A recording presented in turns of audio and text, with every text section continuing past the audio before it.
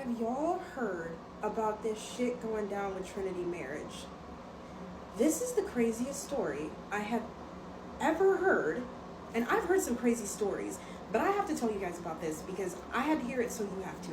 So there's this couple, right? They're called Trinity Marriage. They're the pastor and first lady of a church in Lorain, Ohio, which is like 30 minutes outside of Cleveland if you're not that familiar with Ohio. Okay, so they are very well liked by their community. They do like food drives and toy drives and like charity stuff, and they have a safer use ministry where they like reach out to people in the community that are struggling with like the disease of addiction, and they offer them safer use supplies, but they also invite them to their church and connect them with like other resources to get help. Like, they're extremely well liked. But they also have a YouTube blog, an Instagram, and a TikTok channel, which is still up, by the way.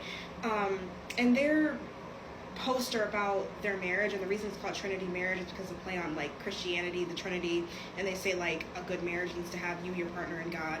And a lot of people love their channel so much because it's not super preachy, like, oh, women must obey. No, it's like none of that. It's like them trying new things together, like new types of food, and there's a video where they go skydiving together, and they post a compliments challenge. Like, it's all just super cute stuff. They just seem like the happiest couple. It's adorable. So everybody loves them. I didn't follow them, but I used to see their videos like pop up all the time because they're popular. So one day they get on there, and the husband, their names are Darrell and Keisha, by the way.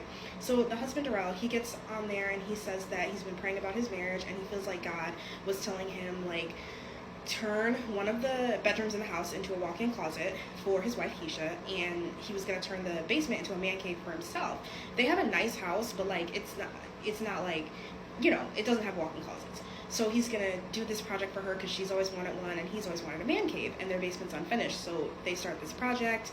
The videos are super cute. It's showing like her going to like pick out like the wallpaper and like the decor for like her room and like her mirrors and stuff like that. And he does it all for her because he has like a background in like doing some kind of like house renovations or whatever. And he's working on the man cave. Now, we never actually see any videos of the man cave on their channel, but she does like a whole big like reveal video of the walk-in closet, and everybody thinks it's like so cute, and you know, whatever. They also, though, say in their video when they first announced that they were doing this that neither of them were ever going to go into the other's space. So he wasn't going to go into her walk-in closet, and she wasn't going to go in the man cave, just so that they can have like separate places in the house to like have some time apart, which is not a bad idea for a couple. And like, if they're arguing, they'll just go get space, because they said like it's better for us to just go take space in our own home than leave when we're upset, right?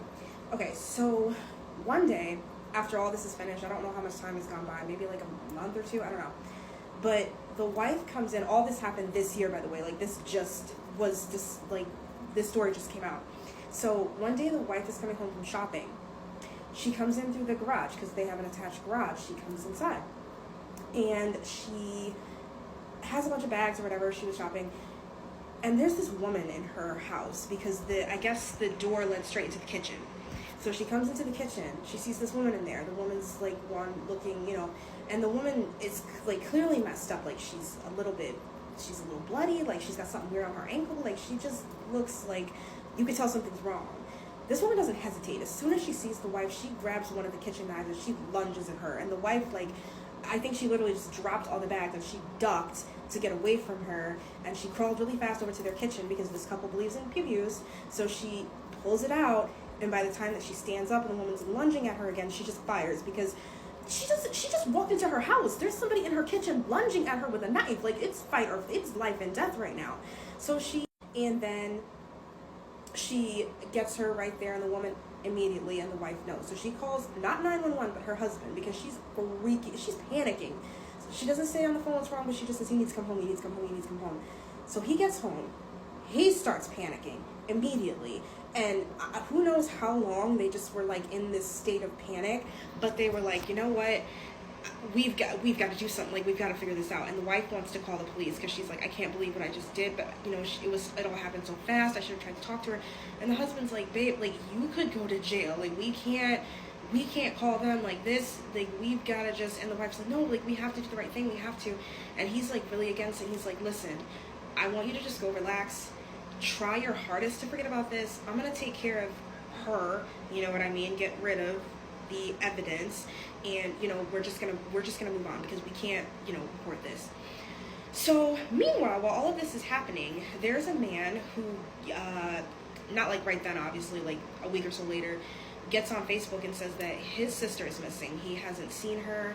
She is an addict, but he's made her promise always to stay in touch with him. So they stay in touch frequently. They do not go more than like 2-3 days without talking. And he's gone to the house that she knows that she usually stays at, which is kind of like a trap house, sadly. But the people there do look out for her. Like, they're not bad people. She's been there for like a long time. Like, he knows her routine.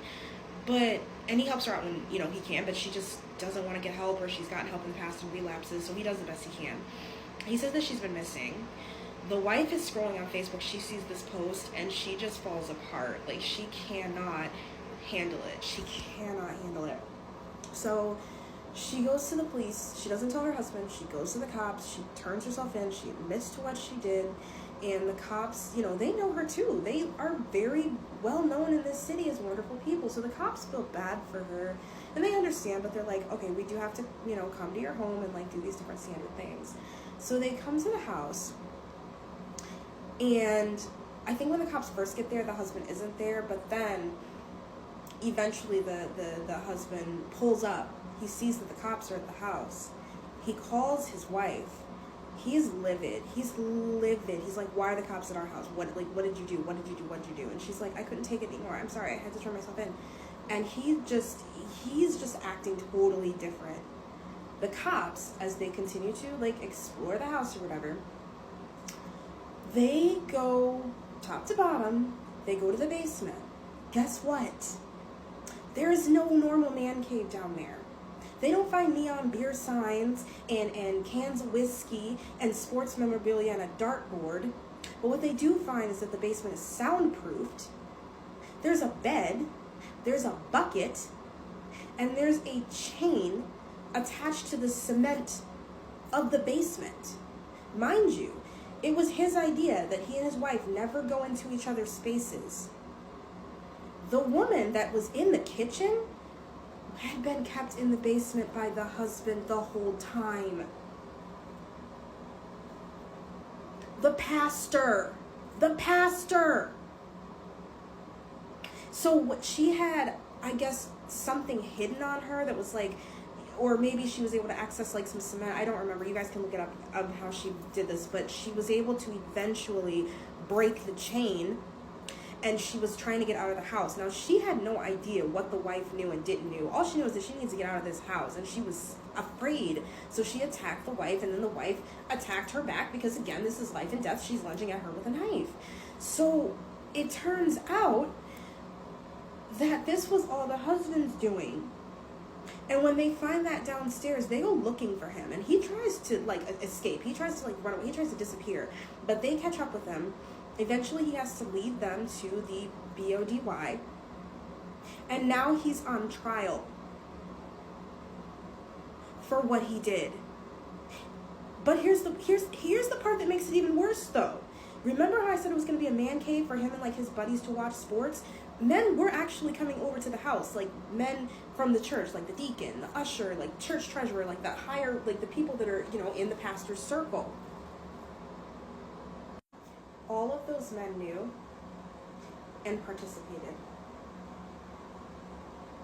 So not only is the pastor of their church under arrest, but other men from the church are under arrest, under investigation. Everybody's going to trial. Wives are devastated. Children's lives have been screwed with now. This was a Look up Trinity Marriage, y'all. Look up the Trinity Marriage story.